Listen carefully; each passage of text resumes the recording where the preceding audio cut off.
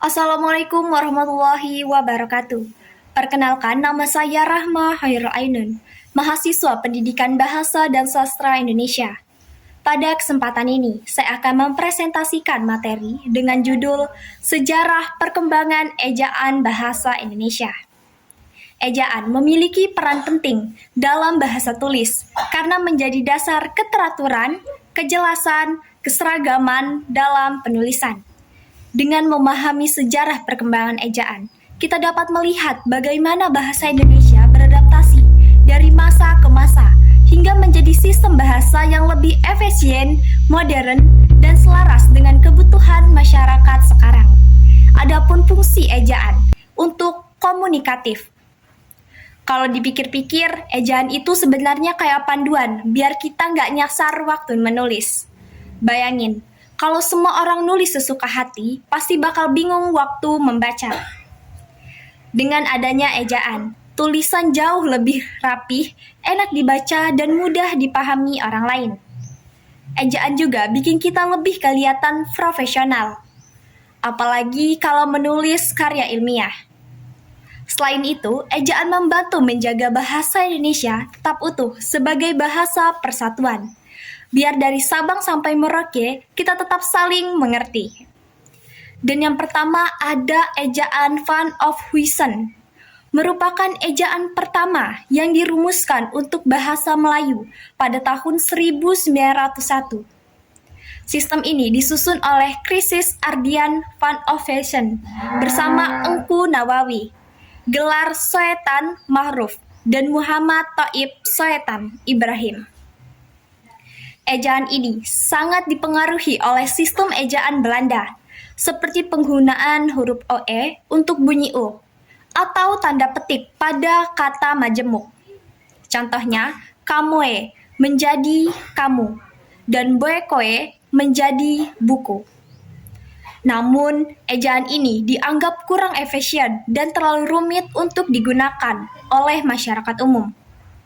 Meskipun begitu, sistem ini menjadi dasar penting dalam pembentukan ejaan bahasa Indonesia yang lebih baik di masa berikutnya.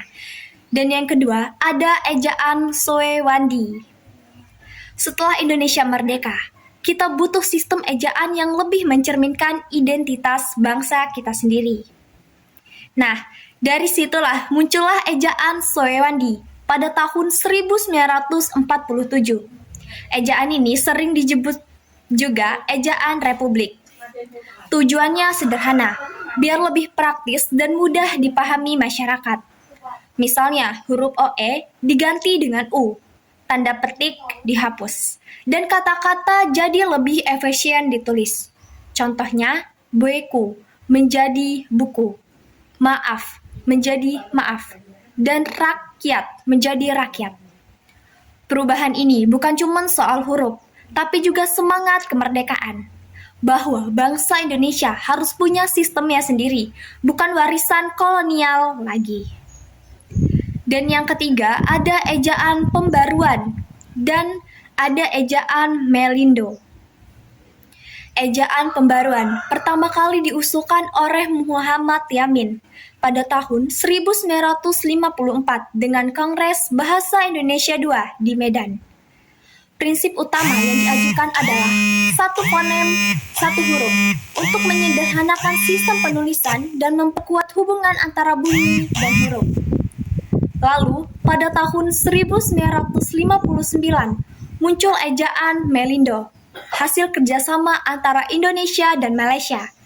Tujuannya adalah untuk menyamakan sistem ejaan di kedua negara. Mengingat bahasa yang digunakan memiliki akar yang sama. Sayangnya, karena situasi politik antara kedua negara sedang memanas, ejaan ini tidak sempat diresmikan. Walau begitu, ide-ide dari dua ejaan ini menjadi dasar bagi penyempurnaan sistem ejaan berikutnya. Selanjutnya ada ejaan baru, LBK.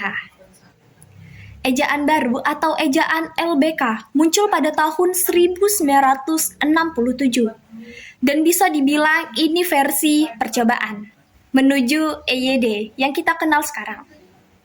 Disusun oleh Lembaga Bahasa dan Kesastraan. Ejaan ini membawa angin segar karena mulai menyerap kata-kata asing dengan menyesuaikan bahasa Indonesia. Misalnya ekstra menjadi ekstra. Ejaan baru ini menunjukkan kalau bahasa Indonesia mulai punya sistem sendiri yang lebih mantap dan lebih fleksibel menghadapi perkembangan zaman.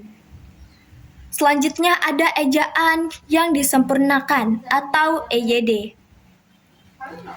Ejaan ini berlaku sejak tahun 1972 dan menjadi pedoman resmi bahasa Indonesia selama lebih dari 4 dekade.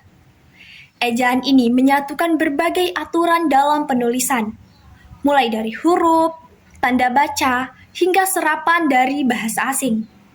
Salah satu cirinya adalah penyederhanaan huruf seperti TJ menjadi C, DJ menjadi J, dan NJ menjadi Ny, dan CH menjadi KH. EYD juga memperkenalkan huruf-huruf baru seperti F, Q, V, X, dan Z secara resmi. Dengan adanya EYD, bahasa Indonesia menjadi lebih sistematis dan mudah dipelajari. Dan yang selanjutnya ada PUEBI. Kalau EYD itu versi klasiknya. Dan PUEBI bisa dibilang versi upgrade-nya. Pada tahun 2015, pemerintah meluncurkan Pedoman Umum Ejaan Bahasa Indonesia (PUEBI) buat menyesuaikan bahasa kita dengan zaman yang makin modern. Banyak aturan baru yang diperjelas. Misalnya, huruf besar di nama julukan kayak Bapak Pendidikan Indonesia. Tanda elipisis buat kalimat yang belum selesai. Sampai cara menulis diftong seperti AI, AU, EI, dan OI. Bisa dibilang PUEBI ini bikin bahasa kita makin rapih, relevan, dan siap dipakai di era digital tanpa kehilangan identitasnya. Dan yang terakhir, ada ejaan EYD edisi 5. Ejaan ini diterbitkan pada tanggal 16 Agustus 2022 dan menjadi versi ejaan bahasa Indonesia yang berlaku hingga saat ini. Pedoman ini merupakan penyempurnaan dari ejaan PUEBI sebelumnya. Beberapa pembaruan penting di dalamnya antara lain penambahan vokal baru EO atau aturan baru untuk awalan maha yang ditulis terpisah dari kapital bila merujuk pada sistem Tuhan, seperti Baha Esa, serta ketentuan baru mengenai penulisan angka dan waktu. Perubahan-perubahan ini menunjukkan bahwa bangsa Indonesia terus beradaptasi dengan perkembangan zaman dan kebutuhan komunikasi modern, tanpa meninggalkan akar budayanya. Sebagai penutup, dapat kita simpulkan bahwa ejaan bukan hanya sekedar aturan penulisan, melainkan juga cerminan dari perkembangan budaya dan jati diri bangsa. Dari ejaan pertama hingga ejaan terakhir, kita bisa melihat bagaimana bahasa Indonesia terus berkembang, menyesuaikan diri dengan perkembangan zaman dan tetap menjaga konsentrasi sebagai bahasa nasional. Sebagai calon pendidik, bahasa Indonesia menjadi sepatutnya kita pahami penggunaannya dan mengajarkan ejaan dengan baik dan benar agar bahasa Indonesia tetap lestari dan bermanfaat.